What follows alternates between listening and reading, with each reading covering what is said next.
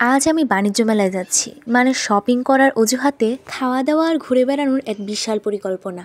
তারপর হয়তো রোলার কোস্টারে উঠবো, তারপর চিৎকার করে নামার জন্য জায়গা খুঁজবো, আর যদি ভাগ্যে থাকে তাহলে কোনো এক বন্ধুর হাতে ক্যামেরা দিয়ে সানগ্লাস পরি স্টাইল তো থাকছেই। আর সবচেয়ে বড় কথা হলো আজকে মেলায় কেনাকাটা হবে ফিলিংস আর মেমোরিজ, তাই মজা করার জন্য আজকে দিনটা রিজার্ভ, কি বলো? আর মেলাটা একদম আমাদের বাসার বেশি দূরে না, একটু কাছেই, তাই আজকে হেঁটে হেঁটেই গেলাম। সূর্য মামা তো নতুন বছর প্রথম দিন থেকেই গায়েব, মনে হয় সেও শীতের ছুটি কাটাতে চলে গেছে। রাস্তার সব মানুষগুলো যেন হারিয়ে গেছে। তারপরেই বুঝতে পারলাম সবাই হারিয়ে না, বরং বাণিজ্য মেলায় গিয়েছে। এই তো টিকিটটা কেটে ফেললাম, আর টিকিট পাওয়ার পর আমার এমন মনে হচ্ছিল যেন আমি অন্য দেশে যাওয়ার পাসপোর্ট পেয়ে গেছি। এই তো বাণিজ্য মেলার ভিতরে পৌঁছে গেলাম, কিন্তু ঢুকতেই মনে হলো আমি যেন কোনো আন্তর্জাতিক সীমানা পেরিয়ে ভিন্ন এক দুনিয়ায় চলে এসেছি। চারদিকে শুধু রং বেরঙের দোকান, আর দোকানের সাইডে চিৎকার করে কেউ বলছে আফামনি দেখা যান, দেখলেই 10% ডিসকাউন্ট। প্রথমেই চলে আসলাম বিভিন্ন ধরনের আচারের দোকান। এইসব দেখেই মনে হলো টকঝাল মিষ্টির এক আস্ত দুনিয়ায় পা রেখেছি। শুধু দেখলেই কি আর মন ভরে, তোমরাই বলো। তাই সঙ্গে করে কয়েকটা আচার নিয়ে নিলাম, যদিও জানি বাড়িতে গিয়ে সবাই বলবে আল্লাহ গো, তুই দি দোকানে সব আচার লইয়া আইয়া পড়ছস। তাও কি আর করার, বাণিজ্য মেলায় যেহেতু আসছি তাহলে তো আচার কিনে নিতেই হবে। তারপরই দেখতে পেলাম আমার মোস্ট ফেভারিট প্লেস কসমেটিক্স এর স্টল। ঢুকতেই মনে হলো আমি কোনো ঝিকিমিকি রাজ্যে চলে আসছি। ক্রিম থেকে শুরু করে লিপস্টিক, ফাউন্ডেশন, ইয়াররিং সবই যেন আমায় ডাকছে। আমাকে নাও, আমাকে নাও, আমাকে নাও, আমাকে নাও। দোকানদারও মেবি বুঝে গেছে কাস্টমার তো দেখি সিরিয়াস। কসমেটিক্সের দোকানেই যদি থাকি তাহলে আর অন্য স্টলগুলো ঘুরবো কিভাবে। তাই ভাবলাম পরেই না হয় আমরা কসমেটিক্সগুলো দেখবো, আগে মেলাটা ঘুরে দেখি। তারপরে চলে আসলাম কিচেনের কিছু উপকরণ, মেবি এগুলাকে কি বলে এগুলো জানি না। এগুলো হচ্ছে মায়েদের ফেভারিট প্লেস, সো তোমরাই বুঝে নিও কোনটা কি জিনিস।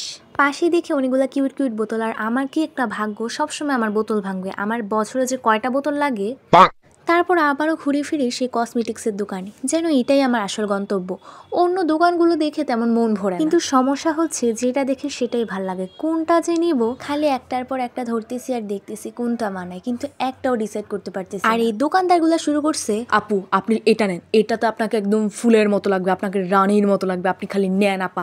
আরে আপা আপনি খালি দেখেনি না কেমন লাগে আপনাকে। বেড়া এত কথা না কইয়া ফ্রিতে দিলে দে। পাশেই দেখতে পেলাম সব বাঙালি মেয়েদের ইমোশন, মানে চুড়ি, মানে লিটারেলি সবগুলো এত পরিমাণ সুন্দর আর ঝিলিক মারতেছিল, আমার মাথায় ঘুরে গেছে কোনটা যে নেই। তারপরে দেখি মশলাদার নানা ধরনের পান সাজানো, এমনভাবে সাজানো হয়েছে যে কেউ দেখলেই তার খেতে ইচ্ছে করবে। তারপরে দেখি রং বেরঙের বিভিন্ন ধরনের কলম, কিন্তু এই কলমের মধ্যে আয়নার সাথে যে কলমটা, এটা আমার কাছে মাস্টলি অনেক ভালো লাগছে, কারণ এটা বিশেষ করে আমার মতো মেয়েদের জন্য একদম পারফেক্ট। যে কেউ যে কোনো সময় চেহারা দেখতে পারবে, আবার সাথে চিরুনিও আছে, চুল আঁচড়াতে পারবে, প্যারা নাই। পাশের স্টলটাতে গিয়ে দেখি বিভিন্ন ধরনের ব্যাগের কালেকশন ছিল, আর ব্যাগগুলো অনেক রিজনেবল প্রাইসে ছিল। আর তোমরা তো জানো এতদিন কি পরিমাণ কুয়াশা আর ঠান্ডা ছিল, আর আমি যেদিন ব্লগ করি সেই দিনই রোদটা একদম তাজা হয়ে ওঠে। কি কাকতালীয় ব্যাপার, তাই না? আমি যেই দিনই ব্লগ করি প্রথম দিকে একদম কুয়াশা ঠান্ডা থাকে, কিন্তু ব্লগের মাঝখানে সূর্য উঁকি দিয়ে হাই বলে ওঠে।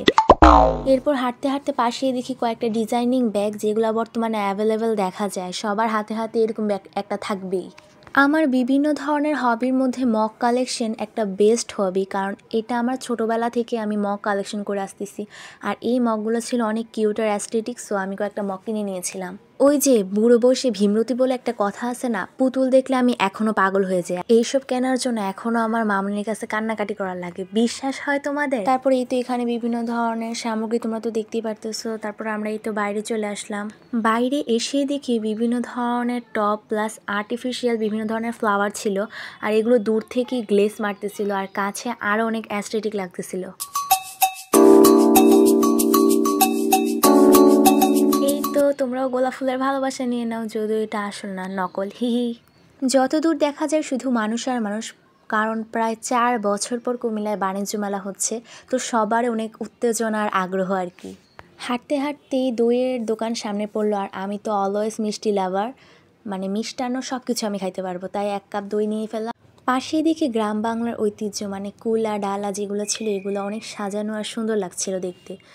এই তো তারপর দোকানের এইসব জিনিস দেখতেছিলাম, আর হোয়াটসঅ্যাপ আর ফেসবুকেরটা আমার কাছে একদম আনকমন লাগছে, সো এগুলো কিনে ফেলছি।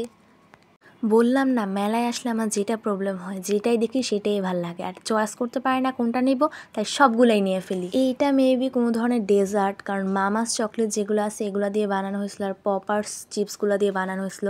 এটা খাইলে হচ্ছে মুখ দিয়ে ধোয়া বাইর হয়। পাশের লোকটাই হচ্ছে এটা কিনতেছিল, আমিও দেখতেছিলাম কিভাবে মুখ থেকে ধোয়া বাইর হয়। তারপর পাশের স্টলেই দেখি বিভিন্ন ধরনের মাটির জিনিসপত্র, যেগুলো আমার মামনির খুব পছন্দ, তাই মামনির জন্য কয়েকটা নিয়ে নিলাম।